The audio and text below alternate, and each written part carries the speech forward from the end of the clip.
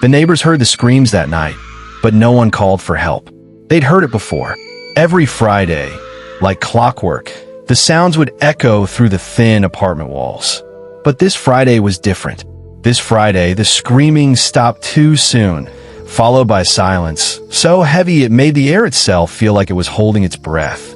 What happened in apartment 3B that night would shake an entire community to its core and force everyone to ask themselves a question they've been avoiding for far too long. How many times had they heard the warning signs and chosen to look away? Marcus Thompson was the kind of man people described as charming at first glance. Well-dressed, articulate, the type who'd hold the door open and flash a smile that made you feel seen. He worked at a downtown insurance firm, drove a clean sedan, attended church most Sundays. To the outside world, he had it all together. But inside the walls of his home, Marcus was a completely different man. A man whose hands became weapons when things didn't go his way. A man who believed control was love and silence was respect. For 3 years, he'd gotten away with it.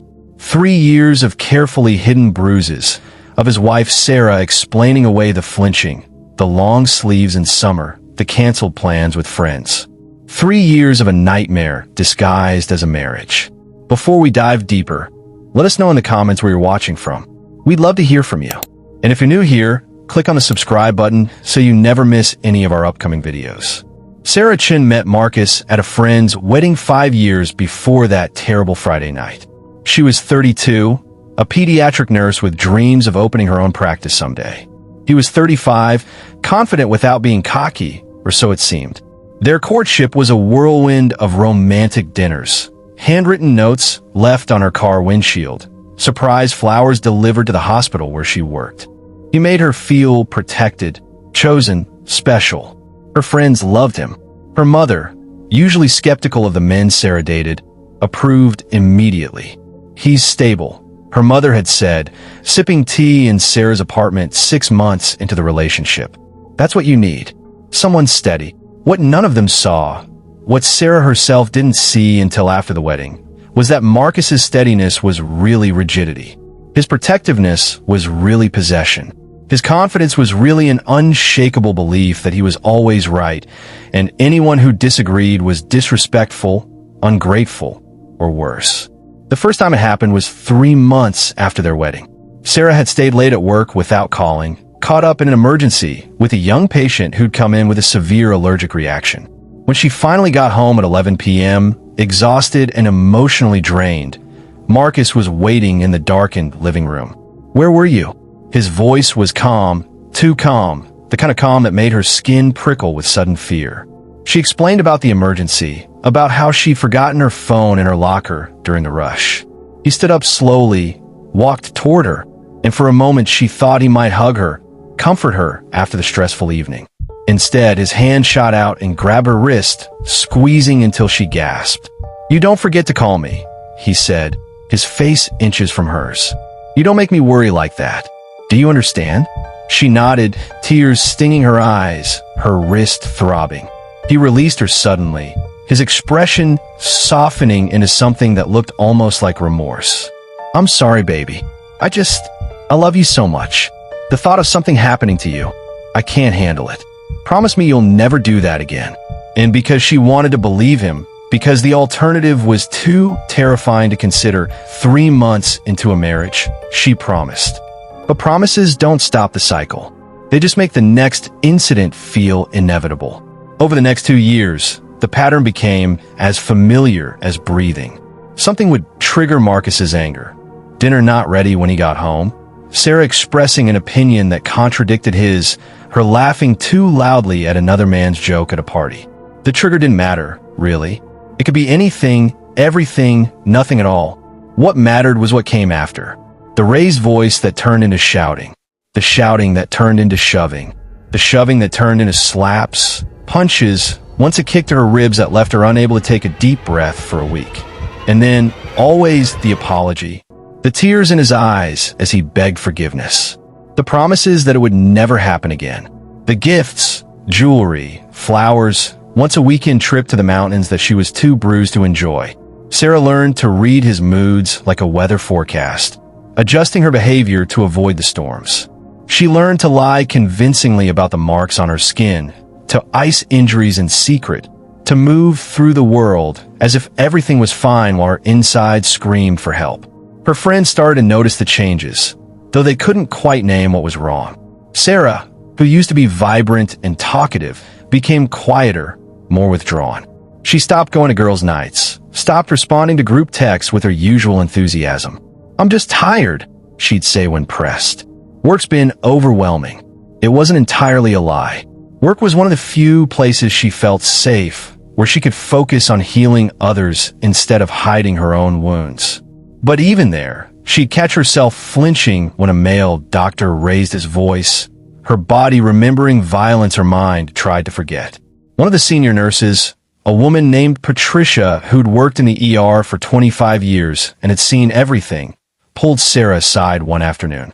"Honey," Patricia said gently, "I know the signs. If you ever need help, I'm here. No judgment, just help."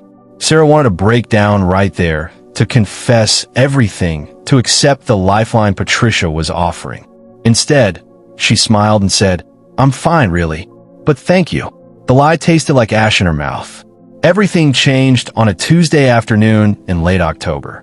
Sarah was working the day shift when a woman came into the emergency room with her 6-year-old son. The boy had a broken arm, a clear fracture that would need immediate attention. But it was the mother's eyes that caught Sarah's attention. The same haunted look Sarah saw in her own mirror every morning. The same careful way of moving, as if her body was a collection of hidden injuries. While the doctor set the boy's arm, Sarah sat with the mother in the waiting area. They didn't talk about it directly, not at first. They talked about the weather, about the boys' school, about nothing and everything. And then, in a moment of quiet, the woman said, "It's my fault. I should have been watching him more carefully." But Sarah knew she wasn't talking about the boy's broken arm. She was talking about the bruises Sarah could see peeking out from under her sleeve, the split lip poorly covered with makeup. "It's not your fault," Sarah heard herself say, the words coming from somewhere deep and honest. "Whatever he's doing to you, it's not your fault. You deserve better. Your son deserves to see his mother treated with respect." The woman's eyes filled with tears. "But where would I go? How would I survive?" Sarah gave her the numbers for 3 different shelters, resources she'd looked up a dozen times herself, but never had the courage to use. And as she watched the woman leave with her son, clutching that piece of paper like a lifeline, something inside Sarah finally cracked open. She thought about all the children she'd treated over the years, the ones who came in with injuries that made her stomach turn, whose parents swore up and down it was an accident, just kids being clumsy. She thought about the lectures she'd given to mothers about keeping their children safe, about recognizing the signs of abuse. And she realized, with a clarity that felt like ice water down her spine, that she'd become exactly what she'd always pitted, a woman trapped in a cycle she couldn't break, making excuses for the inexcusable, surviving instead of living. That night, after Marcus had gone to bed, Sarah sat at the kitchen table with her laptop and began to research in earnest. Not just shelters this time, but legal resources, financial planning for leaving an abuser, stories from women who'd made out. The more she read, the more she understood that leaving was possible, but it would be dangerous. Statistically, the most dangerous time for a woman in an abusive relationship is when she tries to leave. Marcus would fight to keep control, and she needed to be smart, careful, strategic. She started making plans. Small, invisible plans. She opened a bank account Marcus didn't know about, depositing $20 here, $50 there from her paychecks. She made copies of important documents, birth certificate, social security card, marriage license, medical records. She stored them in a locker at work where Marcus would never think to look. She reconnected with old friends, carefully, casually rebuilding the support network she'd let atrophy. She didn't tell anyone what she was planning. Not yet. She couldn't risk word getting back to Marcus. But piece by piece, she was building an escape route. It took 4 months of careful preparation. For months of continuing to play the role of the obedient wife, while secretly planning her liberation. For months of enduring Marcus's rages and his apologies, his violence and his flowers. knowing that each incident brought her closer to the day she'd walk away forever. If this story has your heart racing, comment, "I'm still watching." Let's see who's truly following till the end. The plan was to leave on a Saturday morning in early March. Marcus had a golf tournament that would keep him occupied for most of the day, giving Sarah a window of opportunity. She'd arranged to stay with her friend Jennifer, who'd moved to a different state 2 years prior and had been begging Sarah to visit. Jennifer didn't know the real reason for the sudden trip, but she'd been thrilled when Sarah called. The night before, Sarah barely slept. She lay next to Marcus in their bed, listening to him breathe, wondering if he somehow knew what she was planning. Every sound made her jump. The house settling, the neighbor's dog barking, the wind rattling the windows. She kept mentally checking off her list: documents secured, money transferred, bag packed, and hidden in her car trunk under a blanket. She had $3,217 saved, enough to start over if she was careful. She had the address of a women's shelter in Jennifer City, just in case things didn't work out with staying at her friend's place long term. She had phone numbers for lawyers who specialized in domestic violence cases. She was as ready as she'd ever be. But the universe had other plans. Marcus woke up Saturday morning complaining of a headache, the kind of migraine that made him nauseous and sensitive to light. "I can't play golf like this," he muttered, stumbling to the bathroom for painkillers. "I'm staying home." Sarah felt her carefully constructed plan crumble like sand. She couldn't leave now, not with him home. He'd see the bag in her car. He'd question where she was going. He'd stop her. Panic rose in her throat, but she forced it down, forced herself to stay calm. "That's okay, honey," she said, her voice steady despite the screaming in her head. "I'll take care of you. Just rest." All day Saturday, she played nurse while her mind raced with alternative plans. She could leave on Sunday or Monday or next weekend. She could wait for another opportunity. But part of her knew that if she didn't leave now, if she let fear win this round, she might never find the courage again. Opportunities like this were rare, and her resolve was a fragile thing, easily eroded by Marcus's manipulation and her own exhausted hope that maybe, just maybe, he'd change. Sunday morning, Marcus felt better. He announced he was going to the gym, making up for missing golf. Sarah had maybe 3 hours. It wasn't ideal, it wasn't the clean escape she'd planned, but it was something. As soon as his car pulled out of the driveway, she moved into action. She grabbed the bag from her car, threw in a few additional items she'd forgotten. Her grandmother's necklace, her favorite book, a photo album from before Marcus. She was shaking so hard she could barely zip the bag closed. She left her wedding ring on the kitchen counter next to a note she'd written and rewritten a dozen times. The final version simply said, "I can't do this anymore. Don't try to find me. I am sorry." The apology was habit, she realized as she set the note down. Even now, even leaving, she was apologizing to him. The realization made her angry, and anger was fuel. She grabbed her bag, her purse, her car keys, and headed for the door. She was halfway down the front walkway when she heard tires on the driveway. Marcus had forgotten his gym bag. Of course he had. Of course this couldn't be simple. Their eyes met through the windshield of his car, and Sarah watched his expression change from confusion to understanding to rage in the space of a heartbeat. He was out of the car in seconds, blocking her path to her own vehicle. "Where do you think you're going?" His voice was dangerously quiet. She knew that quiet. It was the quiet before the storm. For a moment, Sarah considered backing down, making up a lie, anything to defuse the situation.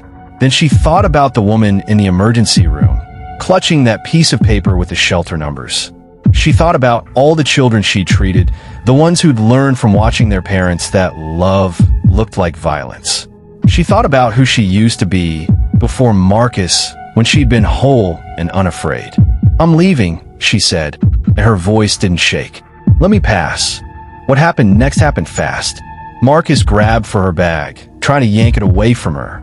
Sarah held on, refusing to let go of the one thing that represented her escape. They struggled there on the front lawn in broad daylight, Marcus shouting that she was ungrateful, crazy, that she'd be nothing without him. Sarah silent, grimly holding on, her hands cramping from the effort. And then their neighbor, Mr. Peterson, an elderly veteran who'd lived on the street for 30 years, stepped out of his house. "Is there a problem here?" His voice was calm but firm, the kind of voice that had commanded soldiers once upon a time. Marcus immediately released the bag, his expression smoothing into something approximating normalcy. "No problem, sir. Just a domestic disagreement. Nothing to worry about." But Mr. Peterson looked at Sarah, really looked at her, and she saw recognition in his eyes. He'd heard the fights, she realized. All these years, he'd heard them. "Ma'am," he said to Sarah, "do you need assistance?" It was the first time anyone had asked her directly, had given her permission to tell the truth. She nodded, tears streaming down her face. "Yes, I need to leave." "He won't let me leave." Mr. Peterson called the police. Marcus tried to talk him out of it, tried to explain it away, but the older man stood firm. "I should have called a long time ago," he said, more to himself than to anyone else. When the police arrived 15 minutes later, they found Sarah sitting in Mr. Peterson's living room, shaking with adrenaline and relief, while Marcus paced on the front lawn, insisting this was all a misunderstanding. The officers separated them, took statements. Sarah showed them the photos she'd been secretly taking of her injuries over the past year, stored in a hidden folder on her phone. Evidence she'd been collecting without fully admitting to herself why. The officers arrested Marcus for assault and domestic battery. As they led him to the patrol car, he looked at Sarah with an expression she'd never seen before. Genuine confusion, as if he couldn't understand how this had happened, how she dared to defy him. "You'll regret this," he called out as they put him in the car. "You'll never make it without me. You'll come crawling back." But Sarah knew she wouldn't. Something had fundamentally shifted in her that day. The fear that had controlled her for 3 years was still there, but it was smaller now, manageable, a background hum instead of a deafening roar. The legal process was long and exhausting. Marcus hired an expensive lawyer who tried to paint Sarah as mentally unstable, vindictive, a woman who'd fabricated abuse to get a better divorce settlement. But Sarah had evidence. The photos, medical records documenting suspicious injuries, testimony from Patricia and other co-workers who'd noticed the changes in her behavior. Even a statement from the woman in the emergency room who Sarah had helped, who'd since left her own abuser and wanted to pay the kindness forward. The judge granted Sarah a protective order and, eventually, a divorce. Marcus was sentenced to 18 months in jail for domestic battery, with mandatory anger management and counseling upon release. It wasn't enough, Sarah thought. No amount of time could compensate for 3 years of terror for the person she'd been forced to become. But it was something. It was accountability, official recognition that what he'd done was wrong, was criminal, was not love in any definition of the word. Starting over at 37 was harder than Sarah had imagined and easier than she'd feared. The first few months were the worst, when she'd wake up in the middle of the night in Jennifer's guest room, heart pounding, convinced she heard Marcus's footsteps in the hallway. She jumped at loud voices, flinched at sudden movements, carried the trauma in her body, even as her mind tried to convince her she was safe now. She started seeing a therapist who specialized in domestic violence survivors, a woman named Dr. Martinez who helped Sarah understand that healing wasn't linear, that bad days didn't erase progress, that she was stronger than she knew. The therapy was hard, forcing Sarah to confront not just what Marcus had done to her, but also the ways she'd abandoned herself, ignored her own instincts, chosen his version of reality over her own truth. But it was necessary, this excavation of pain, this rebuilding from the ground up. 6 months after leaving Marcus, Sarah moved into her own apartment.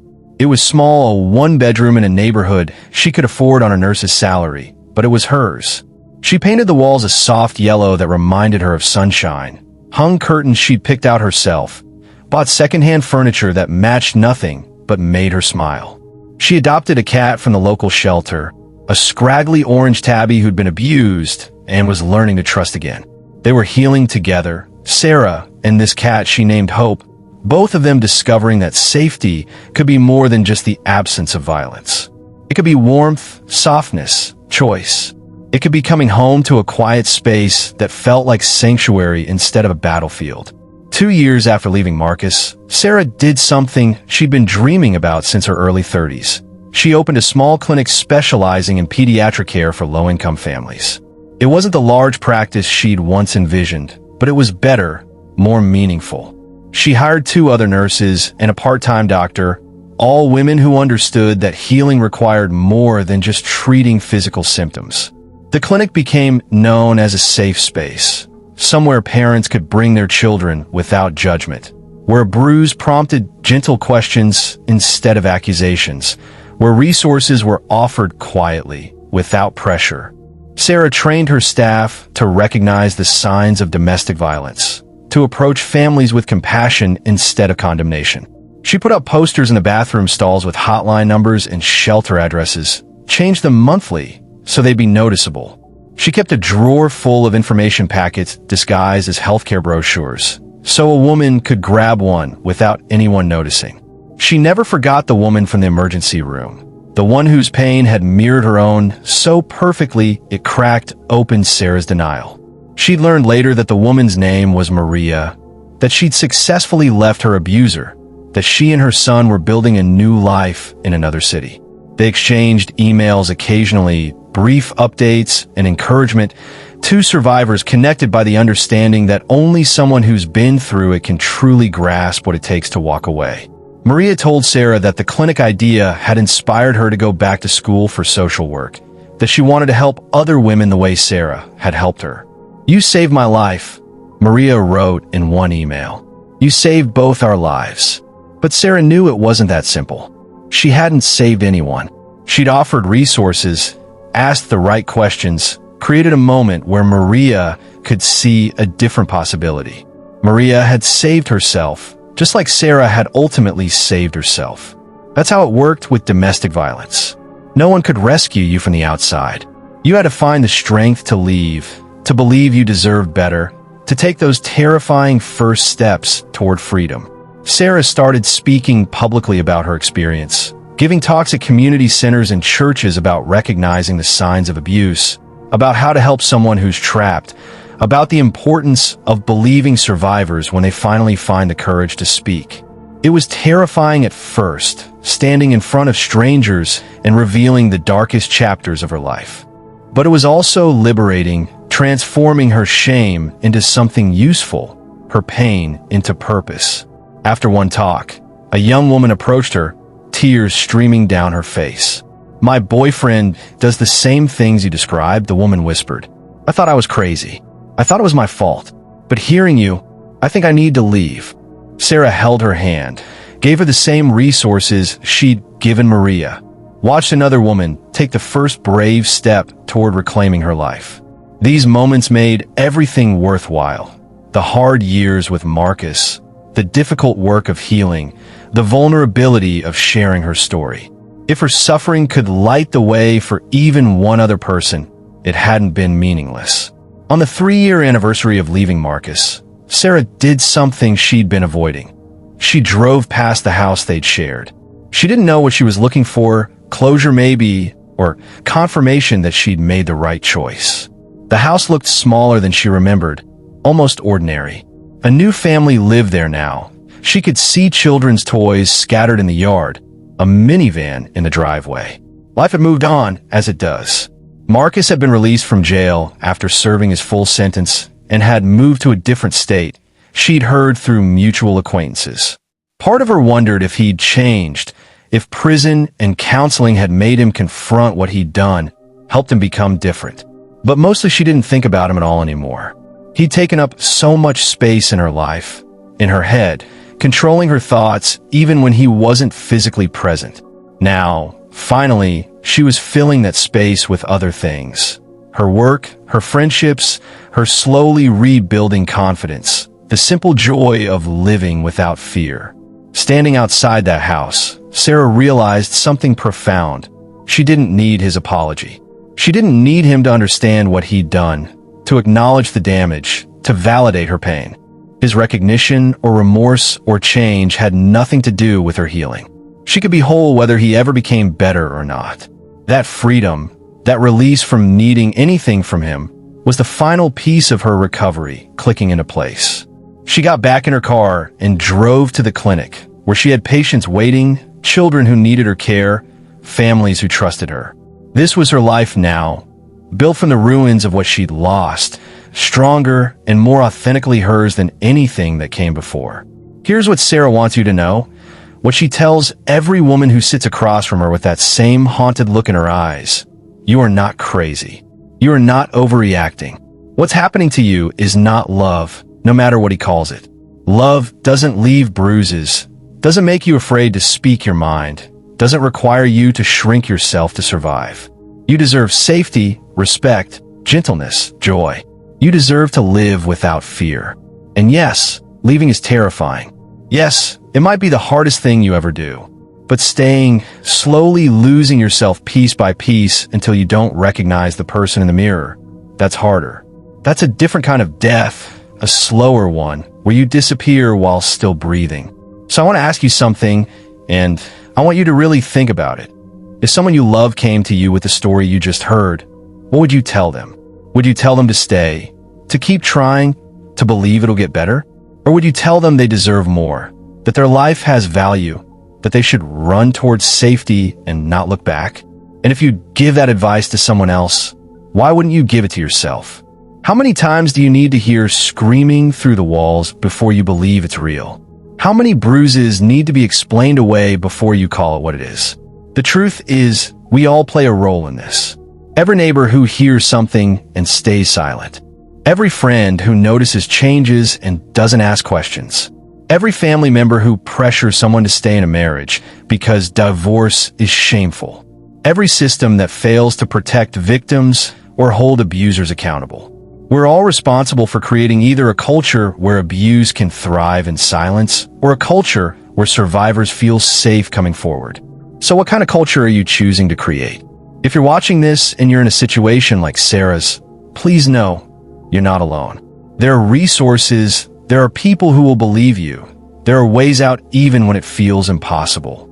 You can call the National Domestic Violence Hotline at 1-800-799-7233, available 24 hours a day, 7 days a week.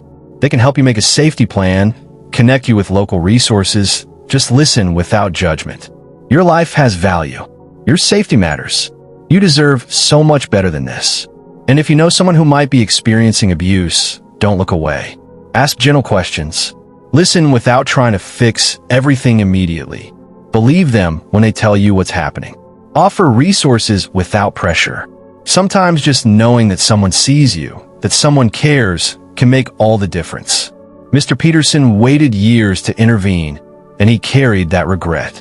Don't wait until it's too late. What would you have done if you were Sarah's neighbor? Her friend? Her co-worker? What will you do the next time you notice the signs? Let us know in the comments. And if this story moved you, if you think it might help someone else who needs to hear it, please share it. You never know whose life you might change by simply being willing to talk about the things we too often keep silent. Subscribe for more stories that matter, stories that challenge us to be better, to see each other more clearly, to build a world where no one has to choose between staying and surviving.